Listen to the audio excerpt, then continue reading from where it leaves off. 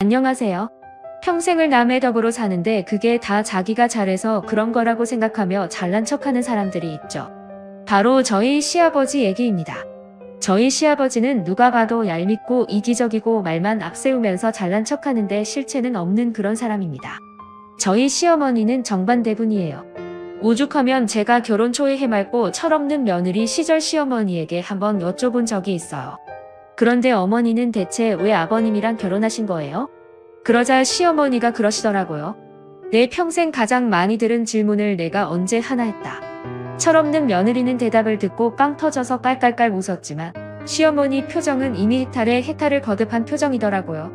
그도 그럴 것이 시아버지는 동네에서도 알아주는 한량망난이었거든요. 저희 시아버지는 아주 잠깐 정말 잠깐이란 말도 민망할 정도로 아주 잠깐 선생님을 하신 적이 있대요. 그것도 제대로 된 학교도 아니고 지금으로 치면 방과 후 교실 같은 수업인데 수업을 한 학기나 1년 동안 하신 것도 아니고 대체 교사로 들어가서 3번 정도 하신 적이 있다고 합니다. 그러니 선생이라는 직함을 달고 일을 한 건 평생을 통틀어서 10시간이 안 되는 거죠. 그나마도 누구를 가르친 것도 아니고 그냥 교실 안에서 아이들을 지켜보는 일이었다고 합니다. 그런데 저희 시아버지를 처음 만난 사람들이 듣는 자기소개는 늘 이 선생이라고 불러주시면 됩니다. 입니다. 오죽하면 저희 부모님도 상견례하고 와서 혹시 시아버지가 오랫동안 교직에 계셨냐, 왜 엄마 아빠한테 미리 얘기 안 했냐, 교직자 집안인 거 왜 말 안 하고 가만히 있었냐고 저한테 물어보실 정도였어요. 저는 차마 말을 못했습니다. 그래서 그냥 그때는 부모님한테 교직에 잠깐 계셨는데 그 이후로 그냥 다들 선생님 하니까 이 선생이라고 불러달라고 그냥 그렇게 말씀하시는 것 같다라고 얘기를 했었죠. 상견례 전에 남편한테 자초지종을 듣기는 했지만 설마 그 자리에서까지 본인을 이 선생이라고 칭하실 줄은 꿈에도 생각을 못했거든요. 그러면 평생 무슨 일을 하고 사셨냐고요? 아무 일도 안 해주는 게 저희 시아버지가 가장 잘하는 일입니다. 저희 시아버지가 일단 무슨 일을 하려고 하면 온 집안 식구가 긴장해야 했어요. 결혼 전에 남편은 저희 아버지가 집에 계시는 날이 그렇게 좋았대요. 그래서 저는 또 해맞게 물었죠. 왜 같이 놀아주니까? 아니 적어도 집에 계신다는 건 나가서 사고를 치지 않는다는 거잖아. 그 말 한마디로 모든 게 이해가 되었습니다. 어떨 때는 부동산 사기를 당해 갖고 오셨고요. 어쩔 때는 경매 사기를 당해서 오셨습니다. 사기꾼 집단이 이름만 빌려주면 이사 직함을 주겠다고 꼬셔서 어느 회사 이사 직함을 딱 달고 그것 때문에 회사 연대보증에 걸려서 혼쭐이 나신 적도 있어요.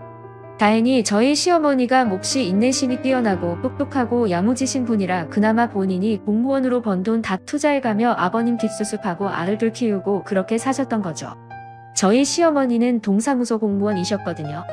지금은 은퇴하셨지만 그 긴 시간 지각 한 번 결석 한 번 없이 성실하게 일하신 분이에요. 은퇴하시고도 소일거리 찾고 야학 봉사도 하시고 요즘에는 비슷한 연령대 어른들에게 스마트폰 사용법 가르치시는 봉사도 하십니다. 그리고 워낙 공무원 생활이 오래되셔서 여기저기에서 일일 강사로 초청도 많이 받으세요. 정작 선생님 호칭은 저희 시어머니가 들어야 맞지만 저희 시어머니는 본인 입으로 한 번도 선생이라고 칭한 적이 없습니다. 통틀어서 10시간도 안 되는 시간 동안 잠시 다른 사람 대타로 교실에 앉아있기만 했던 저희 시아버지가 선생님이라는 명칭을 쓰실 뿐이죠. 처음에 제가 결혼하고도 제 남편이 그러더라고요. 처음에는 뭘 이렇게까지 얘기를 하나 싶었는데 점점 살다 보니 그 말이 맞더라고요. 돈이라고는 벌어보신 적도 없고 어머님 덕분에 아들 둘 덕분에 사신 분이 어쩜 그렇게 자기 프라이드가 강하신지 말끝마다 내가 없으면 이 집안은 안 돌아간다. 내가 이 집안의 가장이다 라는 얘기를 떵떵거리면서 하시는데 눈치 없고 할 말 다 하는 되바라진 며느리인 저는 몇 번이고 아버님이 하시는 게 뭔데요? 라는 질문을 하고 싶은 걸 꾹꾹 참아야 했습니다. 그런데 아버님도 제 표정이나 말투에서 그런 게 느껴지시긴 했나봐요. 어느 날 저를 붙들어다 딱 앉혀놓고 굉장히 엄한 시아버지의 모드로 저한테 그러시더라고요. 그 순간 저는 참지 못했습니다. 아버님 양반집 아니던데요? 제가 결혼 전에 족보 조사 다 했거든요. 3대 위인가 그때 할아버지가 정답하라 가지고 양반 족보 사신 거라고 나오던데 그래서 아버님네 족보 되게 얇잖아요. 저희 친정은 족보가 6건이에요. 아버님이 얼굴이 시뻘개지시면서 팩 돌아앉으시더라고요. 그리고 그날 하루 종일 저와 한마디도 섞지 않으셨습니다. 나중에 시어머니가 저를 실그머니 불러서 말씀하시더라고요. 내가 바른 소리 하는 거 우리 다 안다. 그리고 내 말이 맞는 것도 다 알고 근데 내 시아버지 초등학교까지밖에 안 나왔어도 선생질이 그렇게 하고 싶어서 밖에서는 선생이라 불러달라 빌고 집에서는 자식 며느리한테 선생질하는 그건 악으로 사는 사람인데 저 양반 살면 얼마나 살겠니 그냥 선생질하게도. 이번에 엎질러지 물이니까 그냥 넘어가고 다음에도 또 저런 헛소리 하거든 내 아버님 하고 그냥 꽹과리 치면 올리듯이 그렇게 받아줘라. 아유 미안하다. 시애미가 돼서 며느리한테 이런 부탁이나 하고. 그런데 차라리 혼이 나면 들이받기라도 하지 시어머니가 그렇게 말씀하시는데 아니 왜 제가 창피해지는 걸까요? 하긴 더 열받고 창피하고 속상하고 어이없는 건 시어머니시겠죠. 그런데 그런 분도 그렇게 참고 있는데 제가 뭐라고 그렇게 들이받았나 싶으면서 엄청 반성이 되더라고요. 그날부터 저는 시어머니를 존경하기 시작했습니다. 그리고 어머니 말씀대로 그 다음부터는 시아버지가 무슨 말씀을 하시면 내 아버님 하면서 정말 꽹과리 치면 자연스레 울리는 소리처럼 응대했어요. 아버님 말씀이 들어오면 바로 내 아버님 하고 대답하는 그런 시스템을 갖춰나갔죠. 시아버지는 눈치도 없으셔서 제가 그렇게 대답해주니까 드디어 며느리가 나의 진가를 알아챘구나 라고 생각하신 듯 했습니다. 기분 엄청 좋아하시더라고요. 오히려 집은 평화로웠습니다. 가장 큰 문제는 제가 결혼하고 10년째 되던 해에 일어났어요. 평소 저희 시어머님은 아들이 가장인 집의 시어머니는 손님이라고 말씀하시면서 일절 저희 집에 발걸음도 안 하시거든요. 보통 다른 시어머니가 아들 집에 와서 냉장고도 열어보고 세탁기도 열어보고 쓰레기통도 흘끔 보면서 그 집 잡는다면서요. 그런데 저희 시어머니는 아주 정확하게 처음부터 저한테 이렇게 말씀하셨습니다. 내 아들이지만 일단 결혼하면 내 며느리의 남편이다. 내 며느리가 허락하지 않는 한 나는 내 며느리 집을 가지 않아. 아들 집도 남의 집이야. 그러니까 너희 집 가기 전에 항상 내가 일주일 전에 미리 약속 잡고 너희가 허락하면 그때 갈게. 그러니까 너희 아버지가 뭐라고 하셔도 절대 집 비밀번호 이런 거 알려주지 말고 그것만큼은 철저하게 해라. 오히려 어머님이 그렇게 말씀하시니까 저는 청개구리 기질이 있어서 그런지 더 비밀번호를 알려드리고 싶더라고요. 그래서 어머님 말씀 무시하고 2달쯤 뒤에 저희 집 비밀번호를 어머님한테 문자로 남겨드렸습니다. 어머님 제가 언제 쓰러져서 어떻게 될지 모르니까 비상용으로 하나 알려드릴게요. 언제든지 오시라고 알려드리는 건 아니고요. 정말 비상용입니다. 라는 말까지 덧붙였어요. 그랬더니 시어머니가 그러시더라고요. 그래 요즘에는 살면서 무슨 일이 일어날지 모르니 일단 내가 메모는 해놓고 있으마.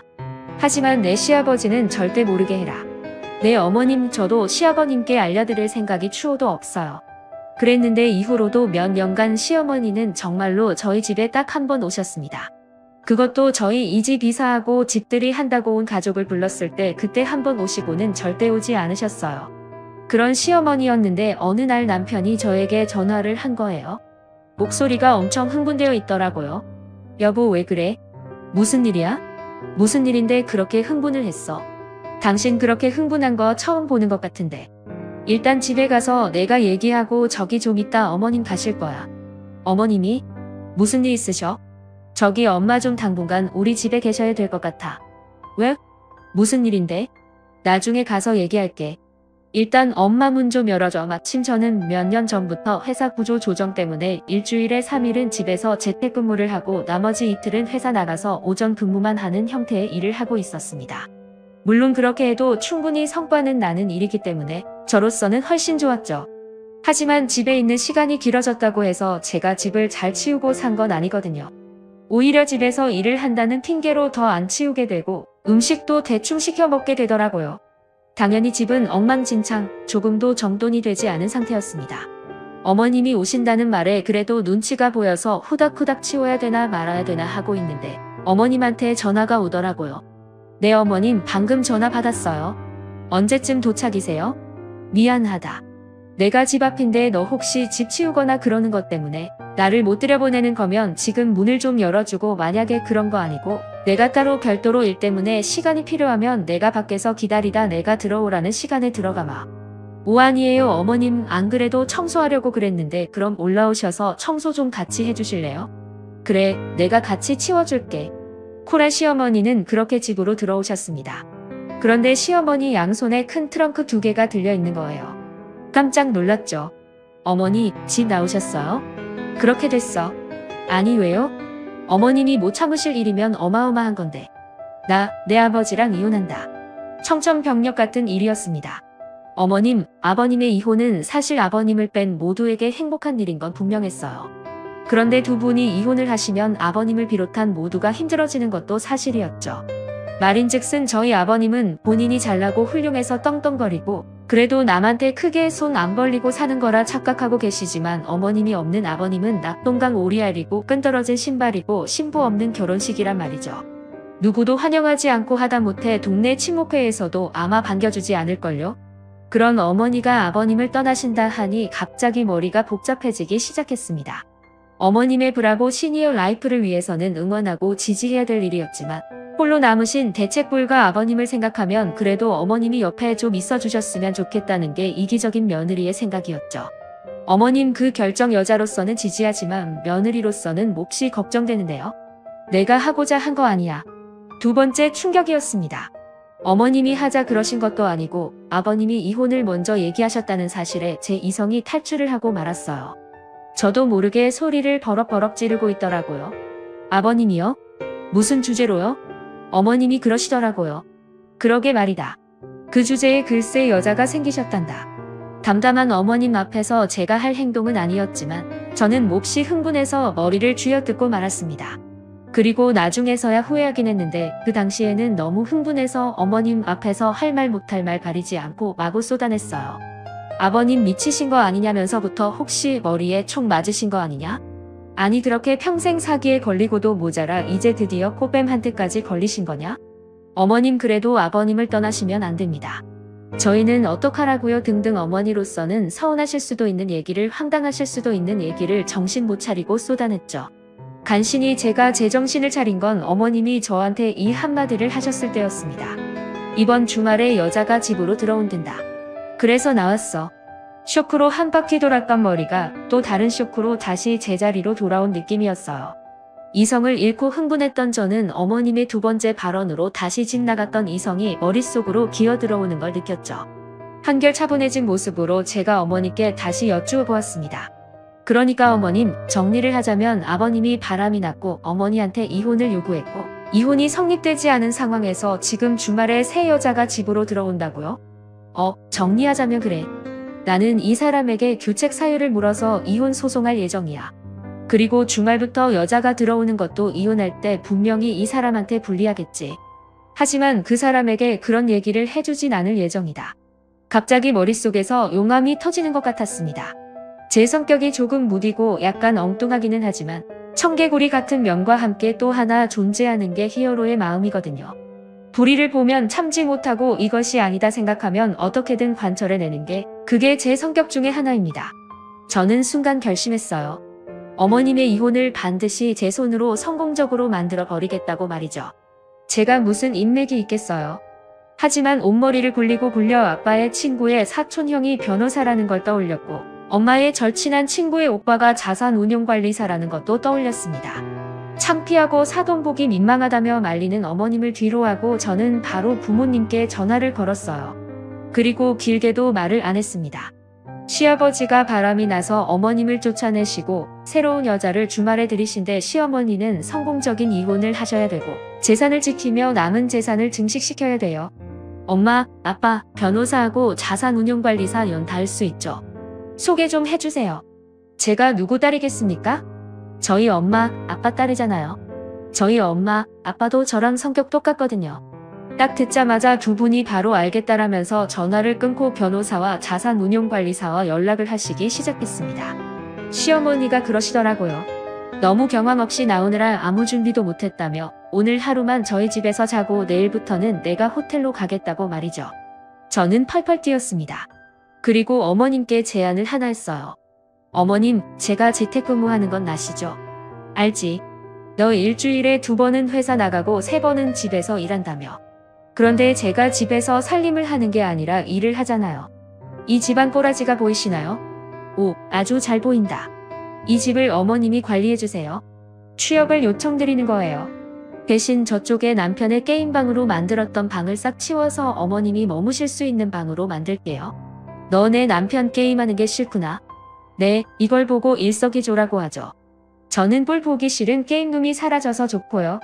어머님은 방이 생겨서 좋고요. 게다가 저는 맛있는 밥과 빨래와 청소를 해줄 맘 편한 사람이 생겨서 좋고요. 어머님은 방세를 아끼실 수 있어서 좋고요. 한 푼이라도 아껴야 하는 판에 우리 이렇게 협업하는 게 어떨까요? 저와 어머니는 남편의 의사는 물어보지도 않고 남편이 집에만 오면 틀어박히는 게임방을 어머님 방으로 만들기로 했습니다. 바로 남편에게 전화를 했죠. 남편은 여전히 화가 안 풀린 듯 씩씩거리며 전화를 받더라고요. 엄마, 도착하셨어? 당분간 우리 집에 계셔야 될 것 같아. 집에 방이 없잖아. 응, 당신 게임룸을 어머님 방으로 바꾸기로 했어. 내 게임룸을? 당신 어머니잖아. 밖에서 호텔 생활을 하실 순 없지. 게다가 이혼이라는 힘든 일을 앞두고 계신데 자식인 우리가 어머님과 함께 있어야 하지 않겠어? 제 말에 남편은 싫지만 옳은 말이니 들어야겠고, 하지만 게임룸이 사라지는 건 너무 슬프고 그럼에도 자기 엄마를 며느리인 제가 기꺼이 집에 모시겠다고 하는데 반대할 수 없고 복잡한 상황에 놓인 듯 했습니다.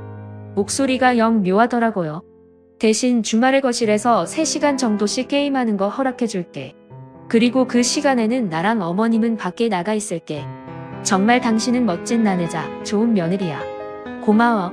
그렇게 남편도 극적 타결을 한 후 저는 그동안 눈에 가시 같았던 게임룸을 싹 뜯어 고치고 어머님 짐을 차곡차곡 넣기 시작했습니다. 어머님은 괜찮은 척 하셨지만 몹시 마음이 상하신 듯 했어요. 왜 안 그렇겠어요? 어쨌거나 평생 그래도 뒷바라지하고 사고 수습했던 남자가 나 다른 여자랑 쌀 테니까 너 당장 집에서 나가 하고 쫓아낸 거잖아요.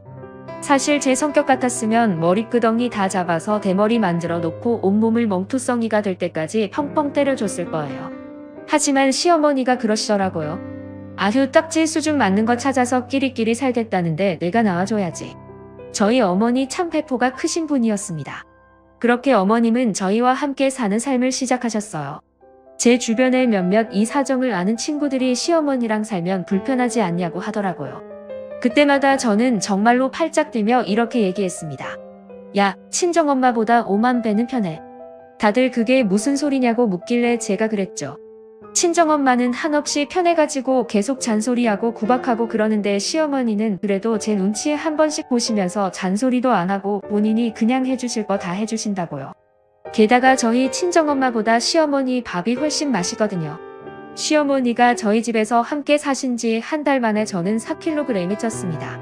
어머님 때문에 저 다이어트 글렀어요. 이렇게 살쪄가지고 어떡해요? 어머님 밥 너무 맛있어요. 어머님 확대범이에요. 확대범. 그러면 시어머니는 몹시 행복해하며 이렇게 말씀하시곤 했죠. 우리 며느리는 다 쥐어봐야 한 주먹밖에 안 돼서 좀 더 먹어도 돼. 세상에, 저희 엄마는 저한테 맨날 저렇게 조선 밥만 해서 어디다 쓰냐고 얘기하는데 저희 시어머니는 쥐면 한 줌이라고 하니 제가 누구를 더 좋아하겠어요. 그렇게 시어머니는 저희와 행복하게 살기 시작하셨습니다. 문제는 시아버지와 새로 살기 시작한 그분이세요. 저희가 시어머니랑 함께 살기 시작하면서 시아버지랑은 연락을 딱 끊었거든요. 첫 주에는 연락도 안 오더니 두 번째 주부터는 계속 연락이 오더라고요. 남편한테도 오고 저한테도 오고. 시아버지는 뭐가 그렇게 당당하신지. 새 시어머니가 왔는데 어떻게 너희는 인사도 안 하냐? 이런 버르장머리로 내가 자식을 가르쳤는 줄 아냐? 당장 와서 인사해라. 그리고 내 시어머니 옛날 내 엄마랑 달라서 살림도 안 해보고 그저 곱게만 자란 사람이니 도우미 아줌마를 써야겠다. 비용 좀 내라. 아니면 며느리가 와서 세심한 몸쪽 노릇하든가. 정말 되도 않는 말씀을 하시더라고요. 그런데 다행히 두 아들이 다 자기 아버지한테는 질릴 대로 질린 데다가 저희 도련님은 자기 아버지처럼 살게 될까봐 결혼도 안 하겠다며 비혼 선언까지 한 사람이거든요. 아주 진절머리를 치죠. 아버님이 이런저런 요구를 한 걸 두 아들이 냉정하게 거절을 한 거예요. 아버님 생활비 한 푼도 못 드린다. 어머니랑 이혼 소송 끝나면 이혼 소송에서 재산 분할 받으신 걸로 평생 알아서 사셔라. 그리고 도우미 비용 절대 못 낸다고 아주 싸늘하게 거절을 한 거죠. 시아버지가 처음으로 자기 뜻대로 일이 풀리지 않은 걸 느끼셨을 겁니다. 보통 그러면 이때까지 내가 그래도 가장 취급받으면서 살았던 게 다 내 마누라 때문이구나 하고 생각할 법하잖아요. 그런데 그런 생각을 할 줄 알면 저희 시아버지가 아니죠. 이것들이 엄마 편만 든다느니 아버지 무시한다느니 난리를 치시더라고요. 남편도 너무 시도 때도 없이 아버님이 전화를 하시니까 살짝 지친 눈치였습니다. 그걸 알아채신 어머니가 그러시더라고요. 이번 주말엔 둘이 아버지한테 갔다 와. 남편이 펄쩍 뛰었습니다. 우리가 걷길 왜 가요? 가서 어떤 여잔지 좀 보고 와. 나 너희 아버지 인사하라고 보내는 거 아니야. 가서 스파이지를 좀 하고 오라고 보내는 거야. 어머님 말씀은 참 똑같은 말도 기분 안 나쁘고 뭔가 타당하게 들리게 하는 힘이 있었습니다. 그렇게 가기 싫어했던 남편도 가서 어떤 여잔지 좀 보고 와라. 스파이지 좀 하고 오라는 말에는 약간 귀가 솔깃했던 모양이더라고요. 좀 이따가 아버지한테 전화해서 그러대요. 예, 아버지. 이번 주에 갈게요. 그랬더니 아버님은 반색을 하시면서 이러시더랍니다. 그래. 아이가 많이 바빴지. 며느리랑 같이 와라. 그리고 내가 고기 뜯은 지가 오래됐으니까 소갈비나 좀 듬뿍 가져와라. 여기 지금 내 새어머니가 요리 못하니까 어디 잘하는 집에서 좀 사와서 며느리 보고 좀 하라고요. 시어머니가 며느리한테 밥상 한번 받고 싶은 모양인데 이것저것 할 필요 없다고 배려한다. 그냥 가볍게 소갈비찜이나 해서 밥 먹자. 저희 식사는 안 하려고요. 그냥 가서 잠깐 아버지 얼굴만 보고 올 거예요. 주말에 결혼식도 많고 참석할 행사가 많아서요. 아유 그래. 그럼 소갈비나 좀 사다 줘. 가게 들릴 시간도 없어요. 그냥 잠깐 가서 얼굴만 뵙고 올게요. 세상에. 아버님은 남편에게 소갈비를 요구했고 남편은 그걸 또 매몰차게 거절하대요. 치사한 두 남자의 아웅다웅 싸움을 보는 듯해서 어머니랑 저는 피식피식 웃고 말았습니다. 그리고 주말 저희가 아버님 집에 가려고 주섬주섬 준비를 하는데 어머님이 뭔가 큰 통을 하나 주시더라고요. 엄마 이게 뭐예요? 소갈비야. 어제 했어. 내 아빠 갖다 줘. 아유 엄마 이걸 대체 왜 했어요? 먹고 싶대잖니. 철없는 놈 먹여. 간 김에 너희도 꼬라지 좀 보고 오고. 제가 슬그머니 시어머니에게 물어봤습니다. 어머님 혹시 여기에 독을 타셨다거나 그런 건 아니죠? 그러자 어머니께서 그러시더라고요. 아우 생각을 미처 못했네 내가. 너한테 진작 물어볼 걸 그랬다. 내가 왜 그 생각을 못했지? 농담을 하시는 걸 보니 어머님이 독을 타지 않은 건 확실했습니다. 남편이 계속 이거를 왜 갖고 가 하며 투덜거렸더니 어머님이 그러시더라고요. 그 알량한 자존심에 내가 줬다고 하면 먹지도 않을 거야. 아마 아까운 고기만 에잇하면서 싹 다 버릴 테니까 그냥 맛집에서 사왔다고 해. 어머님 근데 진짜 궁금해서 그러는데 대체 이거 왜 주시는 거예요? 어머님이 대답하셨어요. 얘 고기라도 갖고 가서 풀어놔. 야 이걸 보는 그 여자 얼굴이 어떤지 좀 더 정확하게 볼 수 있지 않겠니? 사람은 먹을 때 인격이 드러나고 여행 갔을 때 인격이 드러나고 힘들 때 인격이 드러나는 법이야. 너희한테 조금 더 많은 정보를 받아오게 하려고 내가 수 쓴 거야. 그러니까 갖고 가서 먹으면서 잘 관찰하고 와. 저희는 그렇게 어머님이 싸주신 갈비를 들고 아버님을 뵈러 갔습니다. 아버님은 언제나처럼 왕처럼 앉아가지고 거만하게 저희를 맞이하시더라고요. 그리고 아버님의 옆에는 다방이나 술집에서 일할 것 같은 여자가 새초롬한 얼굴로 앉아 있었습니다. 아버님 팔짱을 딱 끼고 말이죠. 아이 그 인사들 해라. 원래 정식으로 종식도 올리고 제대로 자리도 마련을 하고 그래야 되는데 아직 뭐 이것저것 얽혀있는 문제가 많아서 내가 이 사람한테 미안한 게 많다. 이 사람이 워낙 너그럽고 이해심이 많아서 그냥 넘어가주는 거지 사실 일반 여자 같으면 이렇게 나랑 같이 지금 살지도 않아. 제 안에 바른 소리 하는 또 다른 자아가 하고 싶은 말을 꾹꾹 참느라 제 얼굴은 점점 일그러져 갔습니다. 남편은 아예 여자 쪽은 쳐다보지도 않더라고요. 그러자 여자가 셀쭉거리면서 저희 아버님한테 그러는 겁니다. 아우 애들이 버릇은 없다. 어떻게 큰 절도 안 올려. 에이 전해라. 너희 어머님이시다. 그 얘기를 듣고 남편이 그러더라고요. 남편이 순한 편이기는 하지만 한번 정색하고 말하면 사실 아버님도 좀 기갱하게 무섭거든요. 그래서 저도 평소에는 대들기도 하고 놀리기도 하지만 결정적인 순간에는 싹꼬리 내리고 그럽니다. 전 이날 살면서 가장 무서운 남편의 표정을 보았어요. 제 어머니 따로 있고 아버지가 누구랑 살던 상관없는데 저희한테 어머니 소리 요구는 하지 마세요. 어머니 아니에요. 그러자 아버님이 말로는 남편을 이기지 못할 것 같고 뭔가 권위는 세우고 싶으셨는지 손에 잡히는 대로 물건을 집어 남편에게 던지기 시작했습니다. 처음에는 베개 그 다음엔 쿠션 그리고는 재떨이가 날아왔죠. 그런데 남편은 아무렇지도 않은 듯 날아오는 물건들을 툭툭 발로 쳐내면서 이러려고 부르셨냐며 가보겠다고 일어나더라고요. 저만 어리버리하게 서 있었죠. 나중에 들었지만 남편은 자기가 그러고 나가면 저도 얼른 따라 나올 줄 알았대요. 하지만 전 그럴 수가 없었습니다. 왜냐하면 시어머니가 염탐을 하고 오라고 했으니까요. 저의 염탐은 아직 끝나지 않았거든요. 그렇게 남편이 쌩 나가버리고 저는 우뚝 홀로 외로이 시아버지와 시아버지의 스 여자 앞에 멀뚱멀뚱 서 있게 되었습니다. 시아버지가 제 남편 욕을 하면서 저를 흘끗 보시더라고요. 그래 너도 큰절 안 할 거냐 아버님. 이 와중에 제가 큰절한다고 해서 뭐가 달라지겠어요. 저 사람도 저러고 나간다네. 그나저나 아버님 원하셔서 갈비 가져왔는데 세상 단순한 우리 시아버님이 갈비 소리를 듣더니 눈이 반짝 하시더라고요. 그리고는 허둥지둥 다가와 제가 가져온 통을 열었습니다. 아이고 냄새 좋다. 그런데 뭐 이거 한 통밖에 없냐. 이그 기왕 사오려면 2통 사오지 그랬어. 아버님 이것도 돈 만만치 않아요. 그나마 저랑 남편까지 먹을 거 한꺼번에 해온 거라 양이 이만큼이었어요. 원래는 절반만 사려고 했다고요. 아유 뭐 이런 걸 누구 코에 붙인다고 넷이서 먹어. 나랑 이 사람이랑 둘이 한 끼면 아유 그냥 고기 좀 꼈나 하면서 먹겠구만. 아유 임자 이리 와요. 고기 먹어. 아우 나는 한우 아니면 못 먹는데. 자네 이거 혹시 미국산이나 호주산으로 했나? 글쎄요 가게에서 미국산인지 호주산인지 국산인지 안 보고 샀는데 모르겠는데요. 나는 한우가 아니면 연피위가 상해서 못 먹거든.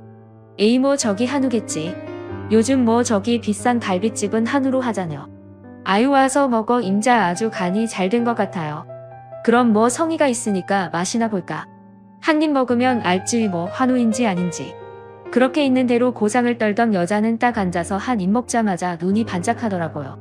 그리고 무슨 아구 귀신이 들린 것처럼 개골스럽게 고기를 먹기 시작했습니다. 쩝쩝거리면서 이새에 낀 고기를 쫙쫙 빼가면서 아버님과 서로 먹여주고 자기도 먹고 국물에 밥 비벼 먹고 진짜 사흘 굶은 사람처럼 퍼먹더라고요. 비싼 갈비가 그렇게까지 촌티나는 음식이 되는 거를 저는 처음 봤습니다. 한참을 먹던 그 여자가 그러더라고요. 한우 맞네. 내 입에 쫙쫙 달라붙어 어머 이 집 갈비 잘한다. 이거 어느 집 갈비야? 제 아내 청개구리가 또 불쑥 고개를 들었습니다. 그거 뭐 잘 아는 집에서 가져왔어요. 그러자 시아버지가 그러시더라고요. 아니 어떻게 내 입맛에 이렇게 착착 맞냐. 야 이 집 어딘지 좀 여기서 좀 자주 사와라. 도저히 못 참겠더라고요.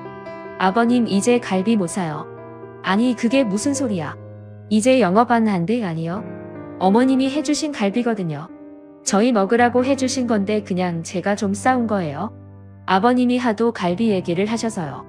그러자 이미 거의 다 먹어서 바닥을 보이던 갈비를 아버님이랑 그 여자가 먹던 것을 멈추고 저를 째려보더라고요. 그 여자가 그랬습니다. 아 진짜 어쩐지 맛이 상했어. 여기 독이 들었을지 어쨌을지 어떻게 알아. 세상 맛없는 갈비 성에 생각해서 억지로 먹어줬더니 뭐야. 방금까지 맛있다고 손가락까지 빨아드셨으면서 자기 전처가 한 거야. 짜증나. 그러면서 여자는 휙 방으로 들어가 버리고 아버님은 씩씩거리면서 저한테 그러시더라고요. 너희 내 어머니랑 연락하냐? 그럼요. 어머니신데요. 너희 어머니는 이제 저 사람이요. 내가 새로 결혼을 했는데 당연히 저 사람이 어머니지. 어머니를 하늘처럼 모시라고. 하늘처럼. 너희 그렇지 않으면 내 재산이고 뭐고 단 한 푼도 안 갈 줄 알아. 저는 속으로 생각했습니다. 아버님 재산이 있기나 하겠습니까? 그나마 솜털처럼 미미한 재산도 다 어머님한테 갈 거예요. 제가 어떡하든 그렇게 하게 어머님 앞에 오만 사람 다 붙일 거니까요. 하지만 그 얘기를 겉으로 하진 않았습니다. 그냥 또 치면 울리는 징처럼 내 아버님 하고 말았죠. 그렇게 빈 갈비통을 들고 밖으로 나왔더니 남편한테 부재중 통화가 7통이나 와 있더라고요. 무음으로 해놔서 몰랐죠. 그제서야 남편에게 전화를 했습니다. 뭐해? 당장 안 나오고. 나 집 다시 들어가기 싫어가지고 계속 자기한테 전화했는데 갈비 먹는 거 보고 나왔어. 이 와중에 갈비를 먹였다고. 한우 아니면 안 먹겠다고 버티더니 바닥까지 보이게 긁어먹다가 어머님이 해주신 갈비라는 거 알고 빈정상해서 방으로 들어갔어. 남편이 그러더라고요. 아 내가 너무 일찍 화내고 나왔구나. 그 장면 보고 나왔어야 하네. 살짝 후회됐는데. 그러니까 나처럼 좀 참지 그랬어. 나 봐봐. 어머님이 스파이처럼 먹는 거 보고 어떤 사람인지 알아오라고 하셔서 기가 막힌 인내심으로 끝까지 참고 봤잖아. 당신 어쩜 남자가 그렇게 인내심이 없니? 미안하다. 너무 화가 나서. 아우 몰라. 들통 무거워. 빨리 와서 이거 좀 받아가. 그렇게 아버님 집 근처에서 제가 언제 나올까 기다리던 남편과 함께 집으로 향했습니다. 그리고 어머님께 모든 얘기를 다 해드렸죠. 그랬더니 어머님이 배를 잡고 웃으시면서 얘기하시더라고요. 미국산 소갈비 중에서도 타임세일로 엄청 싸게 파는 게 있어서 에휴 그냥 개나 준다 생각하고 그거 사서 갈비를 하셨다고 하더라고요. 그러면서 저희한테 한솥되는 갈비찜을 해놓으시면서 그러셨습니다. 이거는 너희 먹을 한우야. 어서 먹어. 어머 한우 아니면 두드러기 난다고 했던 여자분 오늘 저녁에 두드러기로 오지게 고생하겠네요. 그러게 두드러기라도 났으면 좋겠다. 아이고 참 정말 끼리끼리 만났네. 알긴 알았지만 듣고 나니까 더 열받는다. 그렇게 갈비찜 해프닝이 끝나니 시아버지는 며칠간 잠잠하셨습니다. 하지만 이후에도 계속 문자 테러는 계속됐죠. 하늘 같은 시어머니가 뭐가 드시고 싶다고 하는데 와서 좀 해주는 게 며느리의 도리다 등등 정말 되도 않는 말이 가득했습니다. 며느리는 시어머니의 몸종이다라고 하는데 귀도 안 차서 대꾸도 안 했죠. 그리고 그쯤 저희 시어머니는 저희 부모님이 소개해준 변호사와 자산운용관리사를 만나 조금씩 이혼 준비에 돌입했습니다. 그리고 결국 재산을 3분의 2 정도 받아내는 걸로 이혼 판결이 났죠.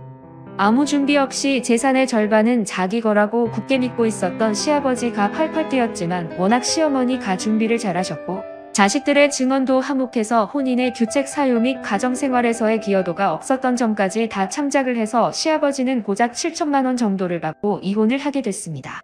그러고 났더니 시아버지와 함께 사는 여자분이 엄청 시아버지를 구박하는 게 느껴지더라고요. 아마 모르긴 몰라도 저희 생각에는 시아버지가 다방이건 술집이건 다니면서 만난 여자한테 자기가 이혼만 하면 수억 대 부자일 거고 그 재산을 가지고 너를 노년에 행복하게 해주겠다는 식으로 꼬신 것 같았어요. 그것만 믿고 덥석 달려들어서 결혼하겠다고 한 여자도 여자지만 그런 여자한테 반해서 세상 좋은 시어머니 내쫓고 이혼이 완료되지도 않은 상황에서 동거부터 시작한 아버님도 똑같은 거죠. 아버님이 자꾸만 혼인신고를 하자고 하는데 여자분이 차일피일 미루면서 그냥 아버님이 가지고 있는 현금만 야금야금 뺏쓰는 것 같더라고요.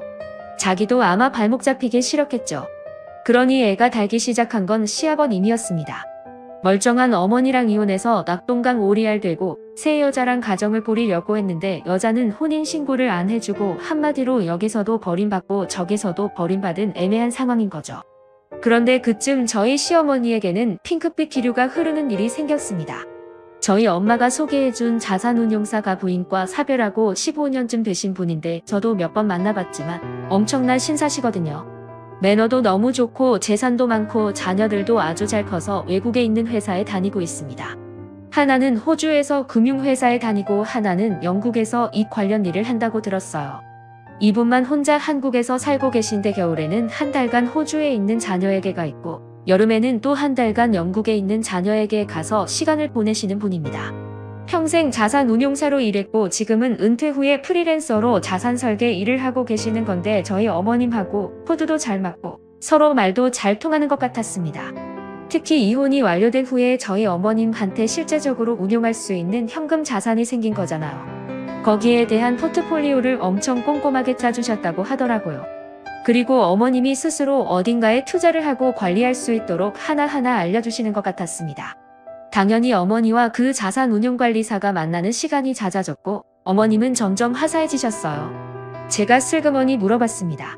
어머님 이혼하자마자 연애 시작을 했더니 어머님이 얼굴이 빨개지면서 그러시더라고요. 얘 쓸데없는 소리하지마 늙은이가 흉해 어허 어머님이 늙은이라니요. 100세 시대의 어머님은 청춘이에요. 지금부터 연애를 하신다고 해도 25년은 연애를 하실 수 있는 나이라고요. 세상에 그런데 그게 왜 흉해요? 나 너무 부러운데요. 진짜 부러워요. 어머님 저는 이제 저 사람이랑 헤어지지 않는 이상 연애는 꿈도 못 꾸는 거잖아요. 그런데 어머님은 연애하시고 어머님 제 워너비예요. 아이고 아무리 시어머니가 편하다지만 시애미 앞에서 못하는 말이 없네. 그런가요? 어머님 연애를 하시려면 제대로 하시라고 하는 소리예요. 아우 연애는 무슨 됐어. 그냥 자산 운용하는 것만 도와주시는 거야. 그때는 시어머니가 극구 부인해서 그런가 보다 했는데 저희 엄마가 그러시더라고요. 자산운용관리사분이 저희 시어머니가 너무 마음에 들어서 사별하고 처음으로 같이 하고 싶은 여자를 만났다고 그렇게 말씀을 하셨대요. 와 남자가 그런 얘기한 거면 이미 게임 끝난 거 아닌가요? 그래서 제가 엄마한테 그랬죠. 엄마 그분한테 좀 더 적극적으로 다가오시라고 해. 우리 시어머니도 분명히 마음이 있으신데 뭔가 확신이 안 서서 망설이시는 것 같아. 그래 그럼 우리가 양쪽에서 좀 힘차게 밀어볼까 그래야겠어요. 엄마 남자는 밀고 나가는 힘이라고 꼭 좀 전해줘요. 내가 시어머니는 은근하게 떠밀 테니까 저랑 제 엄마가 뒤에서 서포트를 하는 걸 아는지 모르는지 시어머니는 그분과 친구처럼 자연스럽게 지내면서 본인도 모르게 서서히 화사해져 가셨습니다. 반면에 저희 시아버지는 날이 갈수록 끈떨어진 연처럼 추레하게 늙어가시더라고요.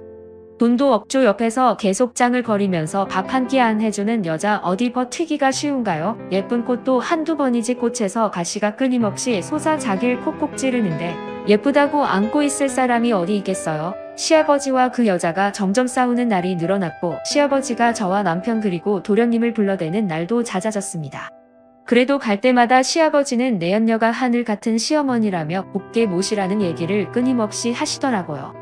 그런 식으로 하늘 같은 시어머니라는 걸 자꾸만 주지시켜서 여자분이 어우렁더우렁 혼인신고라도 하길 바라신 건가 봐요.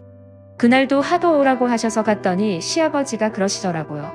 너는 시부모가 어떻게 사는지 궁금하지도 않냐. 와서 한 번씩 좀 들여다보고 시아버지랑 시어머니랑 살펴야 그게 며느리지. 아주 괘씸하다. 그 말을 듣자 제 안에 있는 청개구리가 또 고개를 번쩍 들었습니다. 아우 시댁이 두 군데라 너무 힘드네요. 이쪽 시댁도 가야 되고 저쪽 시댁도 가야 되고 예비세 시아버지도 신경 써야 돼서 너무 힘들어요. 그랬더니 시아버님 눈이 땡글해지면서 물어보시더라고요. 아 시댁이 두 개라니 예비세 시아버지라니 그게 무슨 소리야. 아 내 시어머니 남자 생겼냐 옆에서 여자가 째려보건 말건 갑자기 시아버지가 흥분을 하시더라고요. 네 되게 멋지신 분이던데 엄청 멋있어요. 그러자 시아버지가 씩씩거리면서 어떻게 다른 남자를 만날 수 있냐 고 버럭버럭 성을 내시는 겁니다. 너무 어이가 없어서 제가 그랬어요. 그동안 수십 명 다른 여자 만나고 다니신 건 아버님이에요. 어머님은 그 와중에도 아버님만 보고 사셨는데 그나마도 아버님이 버리셨잖아요. 버린 여자가 다른 남자 만난다는데 그게 왜 화낼 일이에요. 그래도 바른 말이었는지 시아버지가 씩씩거리면서 저를 노려보시더라고요. 그러면서 어떤 놈이냐 어떤 새끼냐 마구 욕을 하시는 거예요. 제가 그랬죠. 엄청 유명한 자산운용사인데 재산도 많고 잘생기고 진짜 다 갖춘 남자예요. 1년의 절반은 해외여행 다니고 그런데요. 그런데 진짜 웃긴 게 제 얘기를 들으면서 시아버지를 한참 노려보던 그 내연녀가 재산 많고 잘생겼다는 말을 듣고 눈이 반짝하더라고요. 그러면서 그러대요. 그 자산운용사 나 좀 만나보면 안 되나 나도 자산 좀 끌리고 싶은데 네 안 돼요. 기본 자산 10억 이상만 해주시는 분이에요. 그 여자가 10억이나 있어 자기 나한테 돈 없다고 한 거 다 거짓말이야. 전초한테 10억이나 준 거야. 시아버지와 그 내연녀는 앞에 저랑 남편이 있건 말건 싸우기 시작했습니다. 10억은 무슨 저희 어머니 그렇게 돈 남 많아요. 그냥 심술나서 열받으라고 한번 해본 말이죠. 예비 새 시아버지가 있다는 것도 마찬가지고요.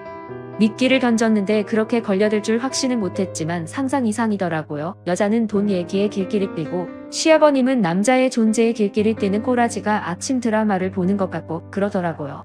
남편이 옆에서 그만하라고 저를 툭툭 쳤지만 저는 참지 않고 하고 싶은 말 다 했습니다.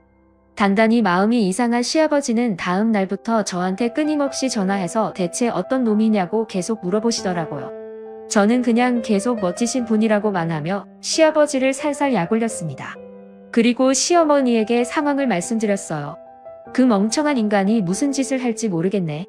아휴 예측이 가능해야 말이지. 설마 무슨 일을 하시겠어요. 하실 수 있는 게 없는데. 하지만 시어머니의 예상은 맞았고 저는 생각보다 시아버지를 가볍게 본 게 분명했습니다. 시아버지가 얼마 후부터 저랑 시어머니를 스토킹하기 시작하셨거든요. 제가 어머니와 어디를 나가면 어김없이 문자가 왔습니다. 그 놈 만나러 가냐? 시어머니에게도 계속 전화가 오고 문자가 온다고 하더라고요. 남편이 한숨을 쉬며 시아버지 전화번호를 차단 처리했더니 그 다음부터는 다른 사람 전화를 빌려서 계속 연락을 하기 시작하셨습니다. 시아버지를 접근금지 명령을 내려 야 하나 신고를 해야 하나 고민하던 중 그 자산운용사 선생님이 선생님과 함께 저를 만나고 싶다는 연락을 해오셨어요. 어머님이 재산 중 일부를 저희 부부에게 증여를 먼저 해주고 싶어 하시는데 그 부분에 대한 설명이 필요하다는 말씀이셨죠. 그래서 저는 처음으로 그 자산운용사 선생님을 만나게 되었습니다. 듣던 것보다 훨씬 더 멋있고 품이 있으신 분이더라고요. 입고 옷이 옷도 아주 세련돼서 꼭 시니어 모델 화보 촬영을 하는 분 같았습니다. 와 너무 멋있으시네요. 꼭 모델 같으세요.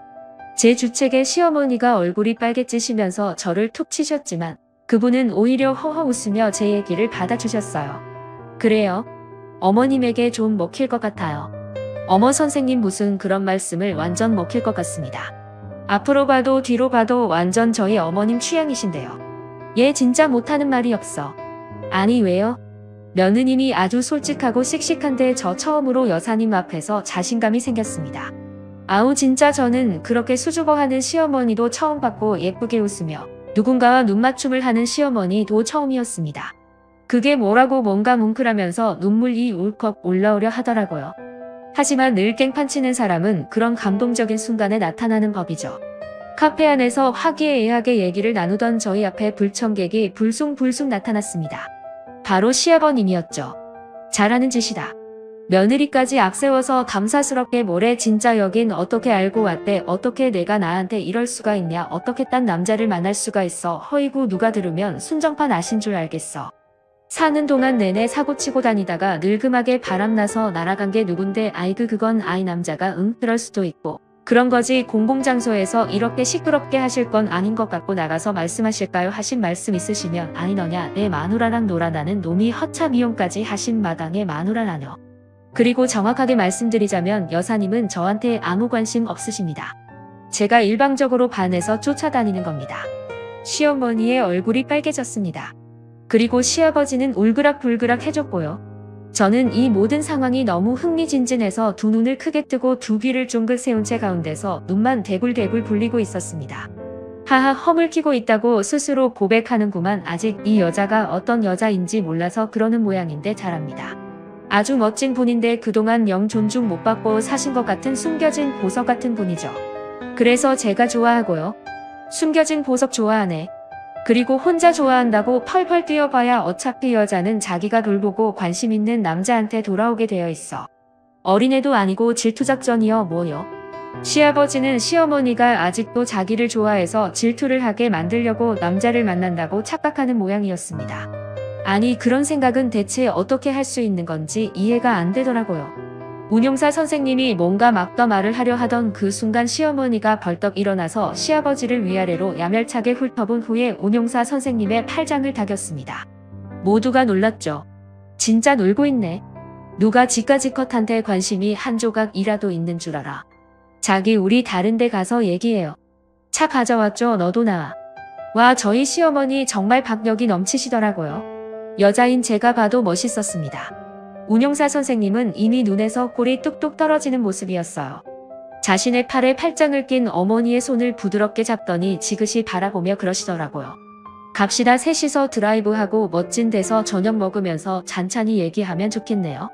그렇게 멍하게 서 있는 시아버지를 두고 밖으로 나온 운용사 선생님은 평생 시아버지가 저런 차 한번 타보면 소원이 없겠다고 노래를 불렀던 멋진 외제 세단 승용차를 우아하게 끌고 와 뒷문을 열고 저와 시어머니를 태웠습니다. 그리고 시아버지를 두고 저희 셋은 그 자리를 유유히 빠져나왔어요. 차 안에서 시어머니는 돌발 행동을 한 걸 사과하셨지만 그분이 그러시더라고요. 이참에 우리 오늘부터 일을 하시죠 여사님. 아니 며느님이 증인하시고.